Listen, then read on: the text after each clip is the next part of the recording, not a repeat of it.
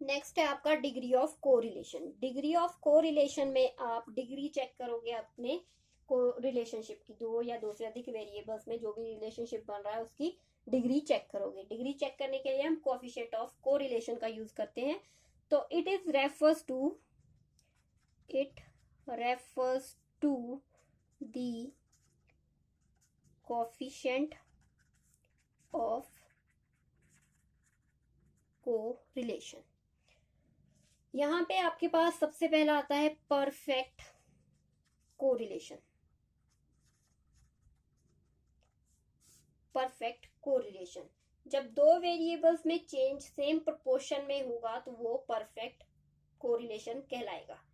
When two variables change in the same proportion it is called perfect correlation. Same proportion का मतलब है अगर दो में, एक में दो का इंक्रीज हो रहा है तो दूसरे में भी दो का ही इंक्रीज होगा, तीन का नहीं होगा। दूसरे में एक का रिड्यूस हो रहा है तो पहले वाले में भी एक का रिड्यूस होगा।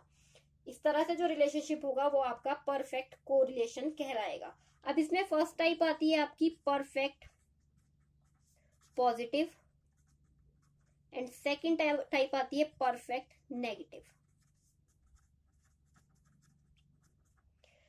परफेक्ट पॉजिटिव में आपका प्रोपोर्शनल चेंज टू वेरिएबल्स में होगा सेम डायरेक्शन में, सेम प्रोपोर्शन सेम डायरेक्शन।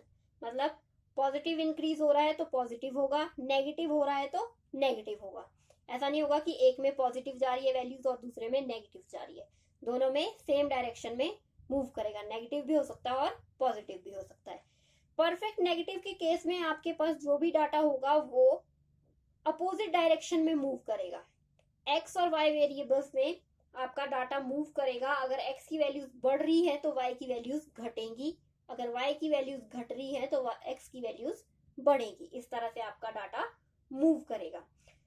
यहाँ पे प्रोपोर्शनल चेंज होगा और डिफरेंट डायरेक्शन होगी। Same proportion different direction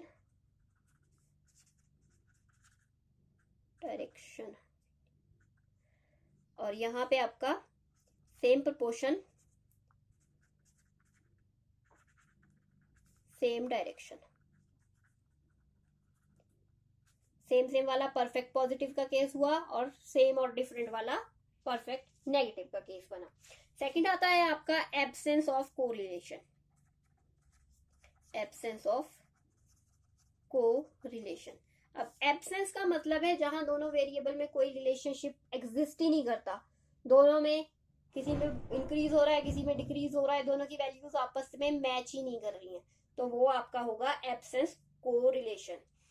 If there is no relationship between two series or variables, that is change in one has no effect on the change of other.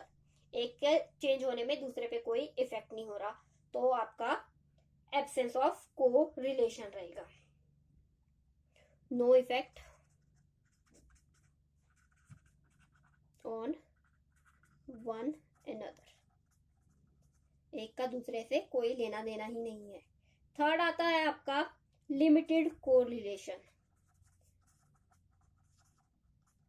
Limited correlation में आपका जब आपका जो correlation है वो absence और perfect के बीच की सिचुएशन आएगी तो वो बनेगा लिमिटेड कोरिलेशन।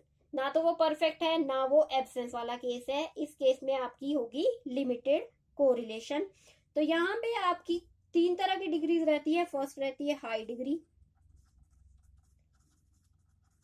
हाई डिग्री में आपका डाटा क्लोज टू 1 होगा, जो आपकी कोरिलेशन के कोफिशिएंट की वैल्यू आएगी वो होगी क्लोज टू 1। 0.75 टू 1 की जो रेंज रहती है इसे हम कहते हैं high degree correlation. 0.75 to 1। Second आती है आपकी मॉडरेट डिग्री।